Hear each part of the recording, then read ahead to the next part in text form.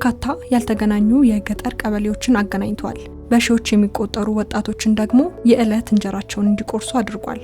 ከዛም ባለፈ የአኗኗር ዘይቤን በመቀየር በጤናው መስክ በርካታ ውጤቶችን አስመዝግቧል። የገጠር ትስስር ለምግብ ዋስትና ፕሮጀክት የገጠር ትስስር ለምግብ ዋስትና ፕሮጀክት በዋናነት በከተማና መሰረተ ልማት ሚኒስቴር አስተባባሪነት የሚመራ ሲሆን የከተሞችን የምግብ አቅርቦት ችግር ለመቅረፍና የኑሮ ውድነቱን ለማቃለል የተነደፈ ሀገራዊ ፕሮጀክት ነው። ዋና ትኩረቶቹም ቀጥተኛ የገበያ ትስስር መፍጠር፣ ዜጎችን የስራ ዕድል ተጠቃሚ ማድረግና የምግብ ዋስትናን ማረጋገጥ ነው። ከፌደራል ጀምሮ እስከ ክልል መንግስታት ድረስ በቅንጅት የሚመራው የገጠር ትስስር ለምግብ ዋስትና ፕሮጀክት በክልሎች መዋጮና በዓለም ባንክ የሚሰራ ነው። የገጠር ትስስርና ተደራሽነት ፕሮግራም ከዓለም ባንክና ከክልሎች ጋር በመሆን እየተሰራ ያለ ፕሮግራም ነው። ቤዚካሊ የዚህ ፕሮግራም ዋና ዓላማ የገጠሩን ማህበረሰብ የተደራሽነት ችግርን ለመፍታት እንደዚሁም ደግሞ ከዚህ በፊት ከዋና መንገድ ጋር ያልተገናኙ የገጠር ቀበሌዎችን ከዋና መንገድ ጋር በማገናኘት የገጠሩን ማህበረሰብ የምርታቸውን ወደ ገበያ ማዕከል ማድረስ እንዲችሉ የማህበራዊ ተቋማትንም እንደዚሁ የጤና ጣቢያዎችንና እንደዚሁም የትምህርት ቤቶችን በቅርበት አገልግሎት ለማግኘት ታሳቢ ተደርጎ እየተሰራ ያለ ፕሮግራም ነው።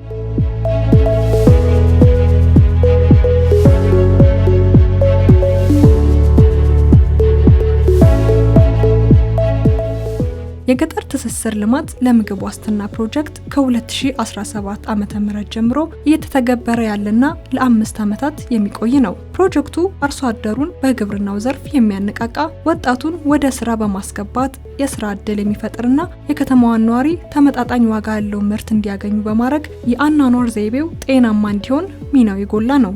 ማህበረሰባችን ወደ ጤና ተቋም ለመሄድ በቂ የሆነ መንገድ ያስፈልገዋል። ካልሆነ ረጅም ጊዜ መንገድ ላይ ያሳልፋል። በተለይ ደግሞ ጥራት ያለው መንገድ ከሌለ በራሱ ማህበረሰባችን ለተለያዩ ህመምና ሞት ተጋላጭ ስለሚሆን እነዚህን ጉዳዮች ስናይ ወደ ጤና ተቋም በጊዜ በመምጣት የእናቶችን ሞት ከመቀነስ ጋር ተያይዞ ኢኮኖሚ በመሻሻል የምግብ ስርዓት ከመሻሻል ጋር ተያይዞ በቀጥታ የጤና ሴክተሩ ተጠቃሚ እንደሆነና ማህበረሰባችን ይበልጥ ጤናማ እየሆነ እንደሆነ ዛሬ በሪፖርቱም አይተናል። እንግዲህ ገና የፕሮግራሙ ግማሽ ላይ ያለነው በሚቀጥሉት 2 ዓመት ተኩል 3 ዓመት ደግሞ የበለጠ ውጤት የምናገኝበት እንደሆነ ማንሳት ፈልጋለሁ። በዘላቂ የስራ ዕድል ደረጃ ከ97,000 በላይ የስራ ዕድል ተፈጥሯል። በ2018 ዓመተ ምህረት ያው ቅድም ከሪፖርቱም እንዳየ ነው እንግዲህ በሁሉም ክልል የሚካሄድ ፕሮጀክት ከመሆኑ ጋር ተያይዞ በገጠር ሁሉም አካባቢዎች የሚካሄድ ፕሮጀክት ከመሆኑ ጋር ተያይዞ ለበርካታ ዜጎቻችን የስራ ዕድል እየፈጠረ ይገኛል። በቀጣይነት እኛ የምናስበው እነዚህ የስራ ዕድሎች ዘላቂ ሆኖ መቀጠል እንዲችሉ አሁን ስራው ላይ የሚሳተፉ ዜጎቻችን፣ ወጣቶቻችን በቀጣይ ኮንትራክተር መሆን የሚችሉበት፣ ተደራጅቶ በኢንተርፕራይዝ ተደራጅቶ ቀጣዮቹ ኮንሰልታንት መሆን የሚችሉበት፣ የመንገድ ስራውን የዲጂታል ኮኔክቲቪቲ ስራውንም ራሳቸው ወስደው የሚሰሩበት ወደፊት ከዚህ ፕሮግራም በኋላ መንግስት ይህንን ፕሮግራም ኦውን አድርጎ ሰስቴን ማድረግ ይጠበቅበታል። ስለዚህ ከዛ አንጻር እነዚህ ዛሬ ስራው ድል ላይ የተሳተፉ ለጊዜያዊነት ሳይሆን በቀጣይነትም የሀገራችን ሀገር በቀል ኮንትራክተሮች፣ ሀገር በቀል ኮንሰልታንቶች የሚሆኑበትን እድል ለመፍጠር ከከተማና መሰረተ ልማት ጋራ በቅንጅት አብረን እየሰራ እንገኛለን። አርሶ አደሩ ያመረተውን ምርት ወደ ገበያ እንዲያደርስ የምናደርገው የምንሰራው ስራ ነው። የዲጂታል ፓርኩን ነው እኛ እየሰራን ያለ ነው። ሌላ የዓለም ባንክ ፕሮጀክት አለ። እሱ ከምርታማነት ጋር ከመሳሰሉት ጋር እንሰራዋለ። በዚህኛው ግን የተካተተው ከዲጂታል ቴክኖሎጂን ተጠቅመን የገበያ ትስስርን መፍጠር፣ መረጃ ማድረስና የመሳሰሉትን ነገሮች ነው በዚህ ፕሮጀክት እየሰራን ያለ ነው። ኢትዮጵያ መንግስትና የወርልድ ባንክ በጋራ በመሆን የትብብር ስራ ነው። እነኚህ እንግዲህ ወደ 407 ሚሊዮን ዶላር ወጪ የተደረገበት እጅግ ውጤታማ ሊሆን የሚችል እና የህዝባችን ደግሞ መሰረታዊ ጥያቄ የሆነ በተለይ የገጠር መንገድ ተደራሽነት ላይ ከፍተኛ ትኩረት አድርጎ እየሰራ ያለ ትልቅ ፕሮግራም ነው። ይህ ፕሮግራም ከአሁን በፊት ዩራፕ ተብሎ ስራ ተጀምሮ ነበረ። አብዛኛውን የገጠር አካባቢ ከወረዳ ለማገናኘት ጥረት ሲደረግ እንደነበረ ሁላችንም እናውቃለን። ቀድሞ የነበረ ጋፕ ነበር። እሱም የተወሰኑ ክልሎች ላይ ብቻ ትኩረት ተደርጎ ሲሰራ የነበረ የኢህአዴግ ክልሎች ትልልቅ ክልሎች ይባሉ የነበረውን ሌላውን ደግሞ ኦልሞስት ሁሉንም የተዘነጋ ፕሮግራም ነበረ። በዛ መንገድ መቀጠል ምንፈልገውን የበለጸገች አገር የበለጸገ ኢኮኖሚ ማምጣት አይቻልም ማለት ነውና ዛሬ ላይ ይሄ ፕሮግራም ሲቀረጽ ትላንት የነበረውንም ስህተት ለማረም ጭምር ታሳቢ ተደርጎ እየተሰራ ያለ ሁሉንም የኢትዮጵያ ክልሎች ከአዲስ አበባ ከተማ ውጪ ሁሉም ክልሎችና የድሬዳዋ ከተማ አስተዳደር ላይ ነው ይሄ ፕሮግራም ተግባራዊ እያደረግን ያለ ነው።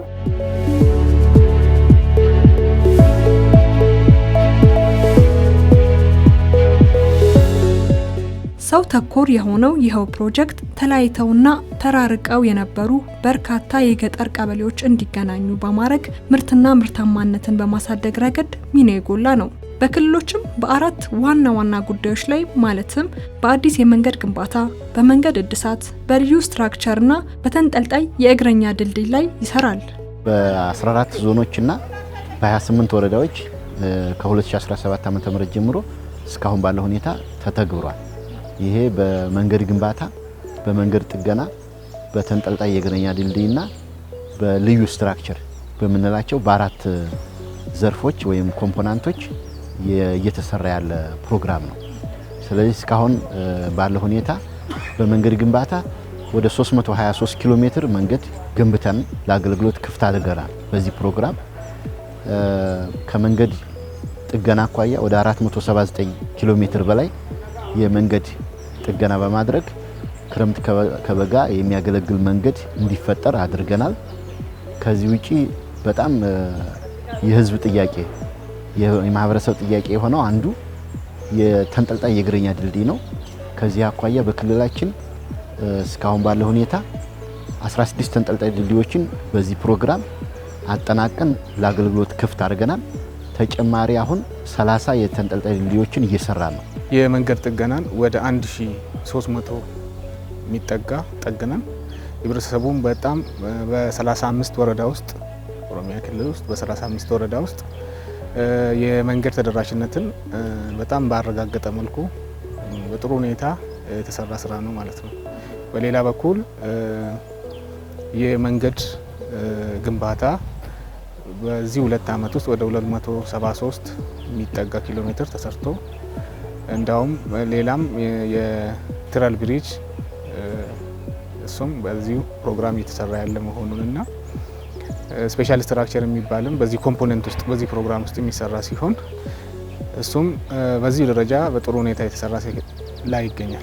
በ2017 በክልላችን ከ112 ኪሎ ሜትር በላይ መንገድ ሰርተናል በ2017 ዓ.ም። ይሄ እንግዲህ በክልላችን ብዙውን ጊዜ ስነሳ የነበረውን የመንገድ መሰረተ ልማት ጥያቄን ለመመለስ ቀዳሚውን ድርሻ ይዟል ማለት ነው። ይሄ ፕሮግራም ካሉን ዞኖች 12 ዞኖች አሉን። በ8 ዞን በ9 ወረዳ ነው ተግባራዊ እያደረገን ያለ ነው። በተለይ ከጤና አንጻር እናቶች በወሊድ ጊዜ ቶሎ ወደ የተሻለ ሕክምና ተቋም የሚሄዱበትን አምቡላንስ የሚያስገባ አካባቢ ነው ያለው። መኪኖች የማይገቡበት አካባቢ ነው ያለው። ይሄ እንደ በክልላችን ተጨባጭ ሁኔታ አሁን እየተቀረፈ ነው ያለው። ስለዚህ ይሄ ስራ 2018 ላይም ተጠናክሮ የቀጠለበት ሁኔታ አለ። በ2018 በእኛ ክልል 14 የአዲስ መንገድ ፕሮጀክት እንደዚሁም የ13 የነባረ መንገድ ጥገና እየሰራን ነው ያለ ነው። 30 የገጠር ወረዳዎች አለ። ሌላው የከተማ አስተዳደር ነው። ከ30 ገጠር ወረዳዎች ውስጥ በዚህ ፕሮግራም ታቅፎ ተጠቃሚ የሆኑ 7 ወረዳዎች ናቸው። ታች ወርዳችሁ በአይን ሲታዩ ከዚህ በፊት ህብረተሰቡ እንዴት ይቸገር እንደነበረ እናቶች በመንገድ እጦት ከወሊድ ጋር ተያይዞ ይሞቱ እንደነበረ አሁን ደግሞ የእናቶችንና የህፃናትን ሞት ከማስቀረት አንጻር በእነዚህ ወረዳዎች ትልቅ አስተዋጽኦ ያደረገና በአጠቃላይ ሰብሰብ አድርገን በምናይበት ጊዜ ጠቀሜታው ሆሊስቲክ ሁሉ አቀፍ መሆኑንና አጠቃላይ ለህዝባችንም እንግዲህ የአገር ልማት የሚባለው የታች ያለው የቀበሌ የክልልና አጠቃላይ እነዚህ ድምር ውጤቶች ለአገራዊ ኢኮኖሚና ማህበራዊ ልማት ትልቅ አስተዋጽኦ የሚያደርግ ነው ብሎ መውሰድ ይቻላል። አርሶ አደሩ አስተማማኝ ገበያ በማግኘቱ ምርታማነቱን በማሳደግ ጥቂት ትላልቅ ነጋዴዎች ምርቱን አንድ ማዕከላዊ ቦታ አከማችተው የዋጋ መናርና እጥረት እንዳይፈጠር በየቀበሌው ለሚደረገው ቀጥተኛ ስርጭት ትልቅ መፍትሄ የፈጠረ ፕሮጀክት ነው። ግብርና መቀየር ገጠሩን አካባቢ መቀየር ማለት በተለይ ምርትና ምርታማነትን በማሳደግ ላክ የሚያደርገው አርሶ አደር መረጃ በማጣት ብቻ በመሃል ላይ ሶስተኛ ወገን እየገባ ዋጋን ከ100% በላይ አንዳንድ የሚጨመርበት አጋጣሚ አንደኛ አርሶ አደር ባመረተው ምርት በቂ የገበያ ግንዛቤና እውቀቱ ስለሌለው ገበያ ደግሞ ሸማቹ ፈላጊው ደግሞ ምን እንዳለ በስንት ዋጋ ሊሸጥ እንደሚችል ቀድሞ ማወቅ ባለመቻሉ ትላልቅ ኢንፍራስትራክቸሮችን በተለይ ዌብ ቤዝድ የሆኑ መረጃዎችን በማጠናከርም ጭምር አርሶ አደሩ ባመረተው ምርት ልክ የመንገድ ኢንፍራስትራክቸር እንዲኖረው እሱ እንደተጠበቀ ሆኖ ቀድሞ መረጃም ኖሮት ኮምፒተንት በሆነ ዋጋ መሸጥ እንዲችልና የልፋቱን ያህል ውጤት ማግኘት እንዲችል ታሳቢ ያደረገ ሁሉንም የኢትዮጵያ ክልሎች በእኩልነት እያገለገለ ያለ ትልቅ ፕሮግራም ነው። ከዚያ አኳያ ወደ 3.4 ሚሊዮን ዜጎች እስካሁን በሰራነው ስራ ተጠቃሚ ማድረግ ችለናል። ከሰሞኑ የከተማ መሰረተ ልማት ሚኒስቴር የገጠር ትስስርና ተደራሽነት ለምግብ ዋስትና ፕሮጀክት የፌዴራል ስትሪንግ ኮሚቴ ዓመታዊ ጉባኤውን አካሂዷል። በጉባኤው የ2017-18 ዓመት በጀት አፈጻጸምና የ2019 በጀት ዓመት እቅድ ላይ ተወያይተዋል። በውይይቱም በሁለት ዓመት የተሰሩ ስራዎች ተገምግመዋል። ፕሮግራሙ ከጀመረ ሁለተኛ ዓመታችን ላይ እንገኛለን። በሁለት ዓመቱ ውስጥ አዲስ መንገድ ግንባታ ከ1600 ኪሎ ሜትር በላይ መገንባት ተችሏል። ከ3200 ኪሎ ሜትሮች በላይ ደግሞ የመንገድ ጥገናዎችን ማካሄድ ችለናል። ኤንድ 50 የተንጠልጣይ ድልድዮችን በቶሎ ወደ ገበያ ማዕከል መድረስ እንዲችሉ እና ወደ በአቅራቢያቸው ወዳለ መንገድ መድረስ እንዲችሉ ስትራክቸሮችንና ብሪጆችን እንሰራለን። ስለዚህ 92 ስትራክቸሮችን ሰርተናል። ኤንድ 50 የተንጠልጣይ ድልድዮችን መገንባት ችለናል በሁለት ዓመቱ። ስለዚህ ከሚጠበቅብን የፕሮግራም ታርጌቶች አንጻር ፕሮግራም አፈጻጸሙ አጀማመሩ ጥሩ የሚባል ነው ማለት ነው። ምንም እንኳን ፕሮጀክቱ ለገጠሩ ማህበረሰብ ህይወት ማርሽ ቀያሪ ቢሆንም ተግዳሮት ግን አላጣውም። እነዚህ ውጤቶች ቢኖሩም ቻሌንጆች ደግሞ አሉ። አንደኛው ቻሌንጅ አንዱ ከዚህ ከወቅታዊ የግንባታ ግብዓት ዋጋ መጨመር ጋር በተያያዘ ከፍተኛ ቻሌንጅ አለው። ስለዚህ የሬት ማሻሻያ እንዲደረግ ጥያቄ እያቀረብን ነው። ይሄ ጥያቄ ወደፊት ሊመለስ ይችላል። ግን አንዱ በፕሮግራሙ የተያዙ የመንገድ ግንባታ ስራዎች በአግባቡ እንዳይንቀሳቀሱ የሚያደርጋቸው ከወቅቱ የገበያ ዋጋ ጋር የተቀናጀ የተመሰረተ ዋጋ የመስሪያ ዋጋ ክፍተቶች አሉ እና ይሄ በቀጣይ መፍታት ይጠይቃል። ከዚህ ውጪ ፕሮግራሙ የሚሰራቸው ፕሮጀክቶች ብዙ ስለሆኑ ከፍተኛ ነዳጅና ማሽነሪ ይፈልጋል። ስለዚህ በስራ ተቋራጮች በኩል የተሻለ ስራ ለመስራት ከነዳጅ ጋር የተያያዘ ከማሽነሪ ጋር የተያያዘ እጥረት አለ። ይህን በቀጣይ በተቻለ መጠን ያሟሉ እንዲፈታ የማድረግ ስራ ይጠይቃል። ኮንስትራክሽን ኢንዱስትሪ ውስጥ ብዙ ችግሮች አሉ።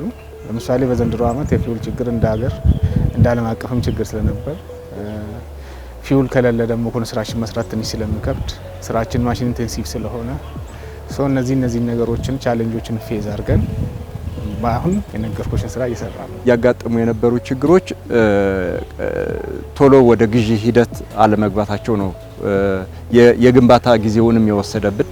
ስለዚህ እሱ አሁን 2019 ላይ ሙሉ በሙሉ ተፈቶ ወደ ግንባታ ሂደት የሚገቡበት ዝግጅት አድርገዋል ማለት ነው። ሌላው ትልቁ ፈተና ሆኖ የነበረው የአገር አቀፍም በዓለም አቀፍም ደረጃ ፈተና ሆኖ የነበረው የነዳጅ ጉዳይ ነው። ለፕሮጀክቶች ቶሎ ወደ ስራ ላለመግባት ምክንያት ሆኖ የነበረው የፊውል ጉዳይ ነው። ይሄ ቀስ በቀስ ከጊዜ ወደ ጊዜ እየተሻሻለ መጥቷል። ቢሆንም ግን አሁንም ችግር ያለባቸው ክልሎች አሉ። ይህንን እንደ ሀገር ቅድሚያ ለፕሮጀክቶች እንዲሰጥ እንደ መንግስት ፍቃድ የተሰጠ ስለሆነና አሁን ይሄ ችግር እየተፈታ ያለበት ሂደት ነው ያለው። ሌላ ቻሌንጅ በክልሎች እያጋጠመ የነበረው የአደረጃጀት አዲስ አደረጃጀት ፈጥረን ስለሆነ ወደ ስራ እየገባ የነበረው ሙሉ የስታፍ ይህንን ሃንድል አድርጎ መሄድ ይህንን የሚያስተባብር ባለሙያ ቶሎ መድቦ ወደ ስራ ለማስገባት ላይም ክፍተቶች ነበሩ። አሁን እሱ ሙሉ በሙሉ የተፈታ ነው ማለት ነው።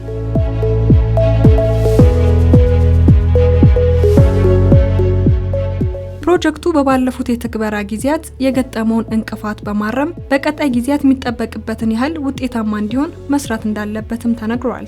በተለይ የአረንጓዴ ልማትን ከማረጋገጡ አንጻር ከፍተኛ አስተዋጽኦ ያለው ፕሮግራም ነው። ለ5 ዓመት ነው ይሄ ፕሮግራም እንግዲህ እንደ ሀገር ተግባራዊ የሚደረገው። አሁን 2ኛ ዓመት እየጨረስን ነው ያለነው ኦልሬዲ። ስለዚህ ከ2017 የተሻለ ትምህርት ወስደናል። ለ18 ደግሞ የተሻለ ልምድ ያገኘነውን 19 ላይ ተግባራዊ በማድረግ ከተቀመጠው ጊዜ ቀደም ብለን በክልላችን ለመጨረስ እየሄድን ነው ያለነው። አሁን ደግሞ እንደ ሀገር በፌደራል ደረጃ እየተገመገመ ነው ያለው። አንደኛው ክልል ከአንዳችን ትምህርት የምንወስድበት ጥሩ መድረክ ነው። ይሄ በተያዘለት የጊዜ ሰሌዳ መሰረት ይሄ ፕሮግራም ማጠናቀቅ እንዲቻል በፕሮግራም ታርጌት የተደረጉትን 7500 አዲስ የመንገድ ግንባታ 10000 ኪሎ ሜትሮችን ደግሞ ለመጠገን እንደዚሁም ደግሞ 373 የተንጠልጣይ ድልድዮችን ለመስራት በፕሮግራም ታርጌት የተደረገ ስለሆነ ይህንን ታርጌት ለአቺቭ ለማድረግ በ2019 ሙሉ ወደ ትግበራ የሚገቡበትና ቀሪ ስራዎቻችንን ብቻ ወደ 2020 ወስደን ከፕሮግራሙ ማጠናቀቂያ አመት ቀድመን የሁሉንም ፕሮግራም ለማጠናቀቅ ከክልሎች ጋር በቅንጅት እየሰራን ነው። 2019 የዚህ ፕሮግራም መጀመሪያ የታቀደው ለ5 ዓመት ነው። እንደ ሚኒስትሩም ይሄ ፕሮግራም በ2 ዓመት ተኩል ሀፍ አድርገን ወይ 3 ዓመት እንጨርሳለን የሚል እቅድ አለ። ኦሮሚያ ክልልም ይህንን ነገር ለመተግበር በጣም በሙሉ አቅሙ ሬዲ ሆኖ 2019ን የተሻለ ፐርፎርም ለማድረግ እየሰራ መሆኑን ለመግለጽ እወዳለሁ። የ2019 ገና እቅድ እየተዘጋጀ ነው። እቅዱ ለፌዴራል ፒሲኦ ይላካል። ከሱ ከጸደቀ በኋላ አጠቃላይ የሚሰራው የፊዚካል ስራ ነው አሁን እየተሰጠን ያለው።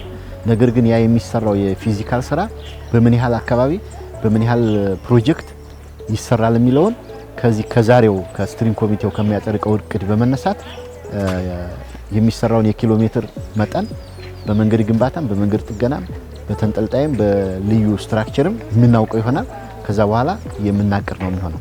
እስካሁን ባለው ሁኔታ ግን የ2018 እና 17 ለ18 ሮል ያደረጉ ፕሮጀክቶች ነው የበለጠ እየሰራን ያለ ነው ማለት ነው። የምናስበው ይሄ ፕሮግራም በ5 ዓመት ብቻ ያበቃል የሚል ሂሳብ የለንም። በደንብ ሰርተን ድጋፍ አድርገን አሁን በ7 ወረዳ ያለው ተጨማሪ ወረዳዎችን እንዲይዙም ስለምናስብ ውጤታማ እንዲሆን ከፍተኛ ስራ እየሰራን ነው። ከ7000 በላይ ቀበሌዎችን በጣም በጂኦግራፊ አቀማመጣቸው በተለያየ ምክንያት መገናኘት ያልቻሉ የኢትዮጵያ ቀበሌዎችን እንግዲህ በዚህ በአጭር ጊዜ ኮኔክት ማድረግ ችለናል። ይሄ ለቀጣይ ደግሞ በ5 ዓመት የሚጠናቀቅ ፕሮግራም ነው።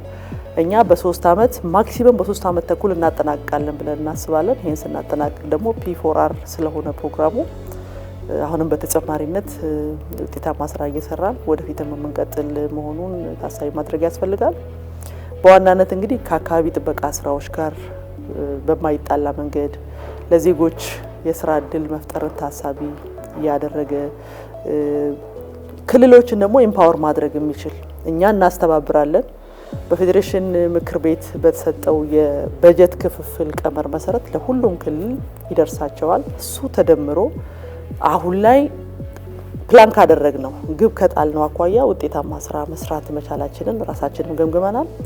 ወርልድ ባንክም ደግሞ ራሱ ኢቫሉዌት በሚያደርገው መንገድ እጅግ ውጤታማ እንደሆነ ሳቲስፋክተሪ የፕሮጀክት አፈጻጸም ደረጃ ላይ ያለ ነው። እኛ እንግዲህ ቀደም ብለን ስንጀምር ገና የዝግጅት ምዕራፍ ላይ በነበርንበት አዲስ ከመሆኑ ጋር ተያይዞ ብዙ ጊዜ እጃችንን የያዙ ጉዳዮች አሉ። አሁን ላይ ግን የነበሩ መልካም አፈጻጸም ለማስቀጠል ብዙ የሚያግዙን ጉዳዮች እንዳሉ ታሳቢ ማድረግ ያስፈልጋል። እንግዲህ በሚቀጥለው አመት ተመሳሳይ ወቅት ከ70% በላይ ካስቀመጥናቸው ግቦች አጠናቀን 2019 በጀት አመት እንግዲህ እንደ ፈጣሪ ፍቃድ ውጤታማ ስራ እንሰራለን ብለን ነው የምናስበው።